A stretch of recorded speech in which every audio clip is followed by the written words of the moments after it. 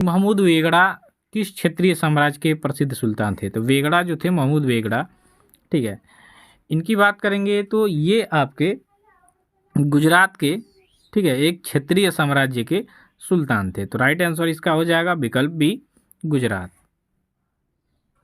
अगले क्वेश्चन में है आपका कि निम्नलिखित महाद्वीपों में से कौन सा द डार्क महाद्वीप के नाम से जाना जाता है, यानी अंध महाद्वीप। अगर जो हिंदी में है तो हिंदी में आपका बताएगा अंध महाद्वीप, ठीक है, और इंग्लिश में ऐसे आ जाए द डार्क महाद्वीप, ठीक है। तो इस किसे कहा जाता है? तो ये कहा जाता है आपके अफ्रीका महाद्वीप को। तो राइट आंसर हो जाएगा यहाँ पे आपका विकल्प डी, कि निम्नलिखित महाद्वीपों में से द डार्क महाद्वीप अफ्रीका महाद्वीप को कहा जाता है। नेक्स्ट क्वेश्चन में है आपका ग्रीनलैंड निम्नलिखित में से किस महाद्वीप के अंतर्गत आता है। अब बात करेंगे ग्रीनलैंड की, तो सबसे बड़ा ये एक लैंड है, ठीक है, द्वीपों की बात करेंगे तो सबसे बड़ा द्वीप है ग्रीनलैंड। और ये किसके अंतर्गत आता है, क्वेश्चन आपका ये है। तो दोस्तों ये आता है आपके उत्तरी अमेरिका के अंतर्गत। तो राइट आंसर हो जाएगा यहाँ पे आपका विकल्प ए। अगले क्वेश्चन की बात करेंगे तो अगला क्वेश्चन है कि दुनिया में सबसे ज़्यादा वर्षा वाला स्थान निम्नलिखित में से कौन सा है। तो सर्वाधिक वर्षा वाला स्थान आपके भारत में ही है, जिसका नाम है मासिनराम। मेघालय के साइड में पड़ता है ये मासिनराम, और ये है विश्व में सबसे ज़्यादा वर्षा वाला स्थान। तो राइट आंसर हो जाएगा यहाँ पे आपका विकल्प सी। अगले क्वेश्चन की बात करेंगे तो अगले क्वेश्चन में है आपका कि वर्तमान में भारतीय संविधान में कितनी भाषाएं स्वीकृत हैं। तो भारतीय संविधान में कुल 22 भाषाएं स्वीकृत हैं। तो इस तरह से क्वेश्चन नंबर बी आपका जो होगा इसका सही उत्तर हो जाएगा कि वर्तमान में भारतीय संविधान में 12 सूचियाँ हैं, अनुसूचियाँ हैं, ठीक है, 22 भाग है और 22 भाषाएं स्वीकृत हैं।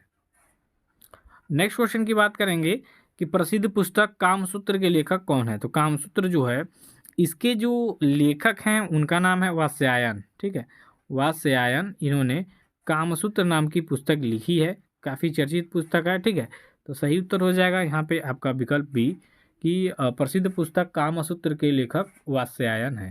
देखिए पुस्तकों से संबंधित क्वेश्चन आते हैं आपके एग्जाम में, ठीक है।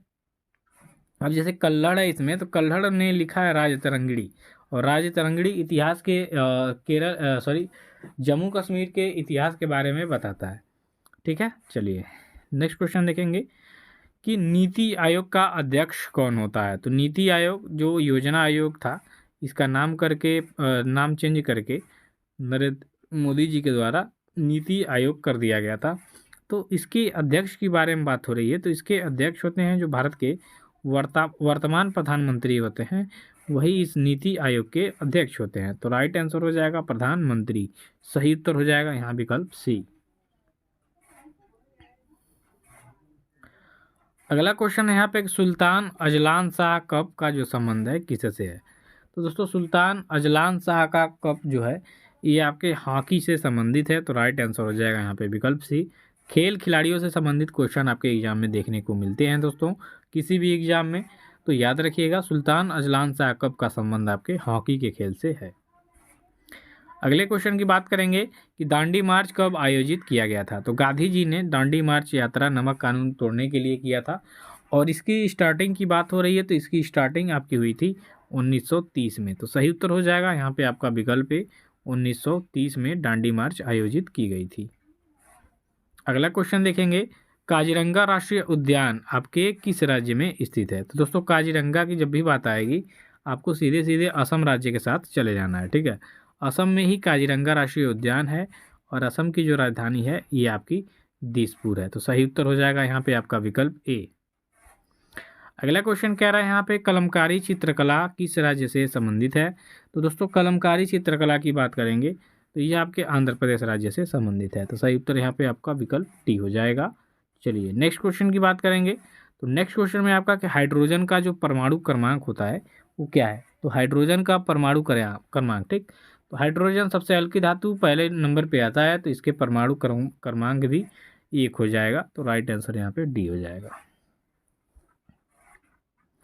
अगला क्वेश्चन है कि उत्तराखंड राज्य की राजधानी कहाँ है। तो दोस्तों उत्तराखंड राज्य की राजधानी अगर जो आपसे पूछ दे तो सिंपली सी आपको देहरादून बता देना है, ठीक है। उत्तराखंड अगर जो ऐसे क्वेश्चन आता है कि उत्तराखंड किस राज्य से अलग होकर ये नया राज्य बना था सन 2000 में, तो ये उत्तर प्रदेश से अलग होके और नया राज्य बना था। इसे उत्तरांचल के नाम से भी जाना जाता था। तो इसकी राजधानी देहरादून है। अगले क्वेश्चन में है आपका, पुरुष क्रिकेट विश्व कप 2023 की विजेता टीम कौन है। तो देखिए, जो क्रिकेट वर्ल्ड कप हुआ था 2023 का, इसकी जो विजेता टीम रही वो आपकी ऑस्ट्रेलिया रही। ठीक है, लगातार ये 6ठी बार इन्होंने विश्व कप को जीता। भारत को हराया था फाइनल में, और ये 6ठी बार इन्होंने विश्व कप को जीता, जो कि अब तक सर्वाधिक है। तो राइट आंसर यहाँ पे आपका विकल्प डी सही हो जाएगा। अगला क्वेश्चन यहाँ पे है कि राज्यसभा का जो सभापति है कौन होता है दोस्तों। तो राज्यसभा के जो सभापति हैं वो आपके भारत के वर्तमान उपराष्ट्रपति होते हैं। तो सही उत्तर यहाँ पे आपका विकल्प सी हो जाएगा। अगला क्वेश्चन है यहाँ पे कि भारतीय उच्चतम न्यायालय के न्यायाधीशों की नियुक्ति कौन करते हैं। तो भारतीय उच्चतम न्यायालय के जो न्यायाधीश होते हैं इनकी नियुक्ति की जाती है राष्ट्रपति के द्वारा, और जो राष्ट्रपति होते हैं ये शपथ लेते हैं सर्वोच्च न्यायालय के न्यायाधीश के सम्मुख। तो ठीक है, ये दोनों कड़ी याद रखिएगा। अगला क्वेश्चन है यहाँ पे कि भारतीय स्टेट बैंक की स्थापना किस वर्ष हुई। तो दोस्तों, भारतीय स्टेट बैंक की जो स्थापना है ये होती है आपकी 1955 में। आरबीआई आपसे पूछ दे कि आरबीआई की स्थापना कब हुई, तो ये होती है 1935 में। ठीक है, इन दोनों बैंकों को याद रखिएगा। अगला क्वेश्चन है यहाँ पे कि फिरोजाबाद किसके लिए प्रसिद्ध है। तो फिरोजाबाद आपके कांच की चूड़ियों के लिए प्रसिद्ध है। तो सही उत्तर हो जाएगा यहाँ पे विकल्प डी कि फिरोजाबाद आपके कांच की चूड़ियों के लिए प्रसिद्ध है। अगला क्वेश्चन देखिए यहाँ पे कि भारत का सबसे पुराना तेल क्षेत्र कौन से राज्य में स्थित है। तो सबसे पुराना वही डिगबोई वाला क्षेत्र है। और डिगबोई आपका कहाँ पे है, तो यह है आपके असम राज्य में। कहाँ पे है दोस्तों, असम में। ठीक है, तो आपके विकल्प में असम दिया है, तो सही उत्तर हो जाएगा असम, कि भारत का सबसे पुराना तेल क्षेत्र डिगबोई है, और डिगबोई पड़ता है आपके असम में। तो सही उत्तर आपका असम हो जाएगा। अगला क्वेश्चन है यहाँ पे कि भारत में हरित क्रांति का सर्वाधिक प्रभाव किस फसल पर पड़ा। तो भारत में हरित क्रांति दूसरे तीसरे पंचवर्षीय योजना के तहत स्टार्ट हो गई, दूसरे के में स्टार्ट हो गई थी, और इसका प्रभाव सबसे ज़्यादा पड़ा था आपके गेहूं के फसल पे। तो सही उत्तर डी हो जाएगा। अगला क्वेश्चन है कि भारतीय दलहन शोध संस्थान आपका कहाँ पर स्थित है। तो भारतीय दलहन शोध संस्थान की यहाँ पे बात करेंगे तो यह आपके कानपुर में स्थित है। तो राइट आंसर बी हो जाएगा। अगला है आपका क्वेश्चन, निम्नलिखित में से कौन सा एक गैर भारतीय धर्म है। तो गैर भारतीय यानी भारत से बाहर उस धर्म की स्थापना की गई। तो सीधा सीधा यहाँ पे यहूदी दिख रहा है। तो राइट आंसर ए हो जाएगा।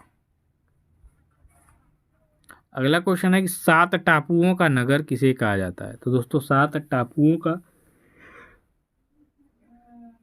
नगर कहा जाता है आपके मुंबई को। ठीक है, वही पंजाब है तो 5 नदियों की भूमि इसको कहा जाता है, और 7 टापुओं का नगर की बात करें तो मुंबई हो जाएगा। अगला क्वेश्चन है कि रामकृष्ण मिशन की स्थापना किसने किया था। तो रामकृष्ण मिशन की स्थापना किया गया था आपके स्वामी विवेकानंद द्वारा। तो राइट आंसर यहाँ पे हम डी को सही करेंगे, रामकृष्ण मिशन। ठीक है, जो रामकृष्ण परमहंस जी थे वो स्वामी विवेकानंद के गुरु थे, तो इनके नाम से इन्होंने ये स्थापना किया था मिशन की। अगला क्वेश्चन है यहाँ पे कि रक्त में पाई जाने वाली धातु कौन सी है। तो रक्त में पाई जाने वाली जो धातु होती है वो आपकी लोहा होती है, यानी आयरन। रक्त में क्या पाया जाता है दोस्तों, आयरन पाया जाता है। तो सही उत्तर होगा यहाँ पे आपका विकल्प ए सही उत्तर हो जाएगा। अगला क्वेश्चन है यहाँ पे कि माउंट पोपा ज्वालामुखी कहाँ पर स्थित है। तो माउंट पोपा ज्वालामुखी की अगर जो हम बात करेंगे तो यह आपके म्यांमार में स्थित है। तो राइट आंसर यहाँ पे बी हो जाएगा। अगला क्वेश्चन देखिए, दूरबीन का आविष्कार किसने किया था। तो दोस्तों, दूरबीन की आविष्कार की बात करेंगे तो इसके आविष्कारक हैं आपके गैलीलियो। तो राइट आंसर यहाँ पे विकल्प सी हो जाएगा। अगला क्वेश्चन है, सरहुल त्यौहार किस राज्य में मनाया जाता है। तो सरहुल पर्व जो है ये आपके मनाया जाता है झारखंड राज्य में। तो सही उत्तर हो जाएगा यहाँ पे आपका विकल्प डी। अगला क्वेश्चन है आपका, भारत की कौन सी नदी कर्क रेखा को 2 बार काटती है। तो भारत की कौन सी ऐसी नदी है जो कर्क रेखा को 2 बार काटती है। तो कर्क रेखा भारत के 8 राज्यों से गुजरती है बीचों बीच से होके। ठीक है, और इसको 2 बार काटती है आपकी माही नदी। तो राइट आंसर यहाँ पे विकल्प बी हो जाएगा। अगला क्वेश्चन यहाँ पे कहा जा रहा है कि भारत का ग्रैंड ओल्ड मैन किसे कहा जाता है। तो भारत का ग्रैंड ओल्ड मैन कहा जाता है दादा भाई नौरोजी को। तो राइट आंसर यहाँ पे बी हो जाएगा।